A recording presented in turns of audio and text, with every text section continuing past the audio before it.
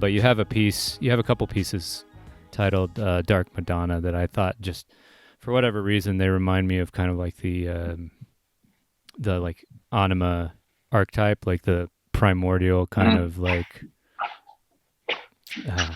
it's kind of hard for me to remember all of the Jungian stuff, but I should.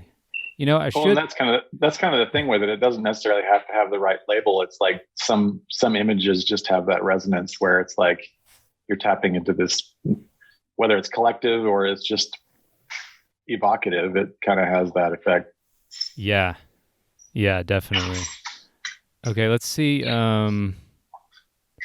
Let's see if does this come up as like something different now. Can you see? I'm seeing you in a sub window, and now, I'm seeing your screen share, and you're about to pick Dark Madonna from your list. Sweet. Nice.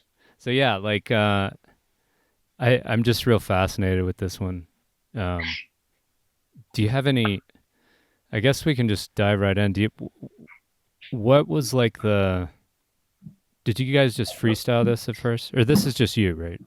That one's just me. Right. Yeah. Sorry. And that one was like most of my work, but not all of it. It was a freestyle kind of thing where it just kind of, I like to do it that way. It's kind of like just freestyling until something starts to emerge. And it's like, oh yeah, that kind of looks like shoulders. And, and then it just sort of, once it starts to gel, then there's kind of its own logic, starts to creep into the other features, and then it becomes kind of a scene. So that's the way I like to work. It's an inefficient way. It's always a trade-off between like a planning versus adventure.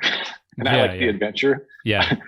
Same. I like the adventure a lot. So, but it's also kind of like, oh my God, I've painted over this thing 4 times, or at least I've painted over it translucently so much that like you can't appreciate the earlier layers, so you might as well, but I like to leave at least some level of translucency so that like if you get up close under a lot of light, you can still see pretty much everything that's ever happened, but just to a lesser degree. Yeah, I love the like subtractive method that you use, right? You're using like a lot of like tools into wet paint. Is that exactly correct? Yeah. Nice. Mm-hmm. Yeah. Super rad. Yeah, I use a ton of like the golden glazing medium, or sometimes open, which is the same thing, but it's got like a retarder mixed into it that gives it a longer working time. Right. And it's really wonderful stuff. And my philosophy is like, use it like I'm trying to use it up. Like the bottle's going to expire tomorrow, so just get really loose. and so and then I just do that again and again in layers. And whether it's a semi-opaque glaze or a color glaze, I just start tooling around in it with the rubber tools. So. I love those things. I think that they kind of give like especially the one that it's like toothed, right? But it's the gaps in between it, or like the width of the scrape, I guess, on each one is like the Fibonacci sequence, or like the phi ratio, golden ratio. Oh, yeah, I haven't tried that one yet. Yeah, where it's like a graduated comb. Yeah. It's really good for like early compositional stuff, and with the style that you paint in, and I pretty much mostly paint that way too, just sort of making a mess and kind of like pulling things out and seeing what happens. It's really good for that in terms of just composition. I feel like if you can get like a swift kind of like turn or stroke in certain spots, you can start building composition and form and see what comes out from there.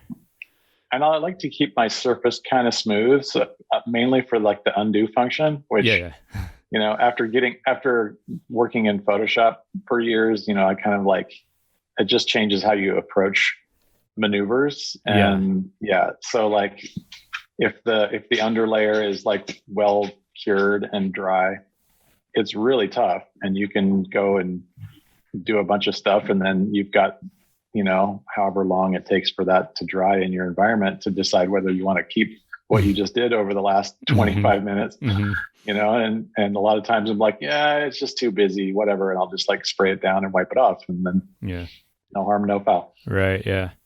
Do you feel like painting in this kind of way? I don't know how to phrase this without it sounding weird, but in a way, to me, it seems more like authentic in terms of like, this is the moment that I started painting, and what comes out of this is like more direct, and rather than like kind of imposing an image onto something.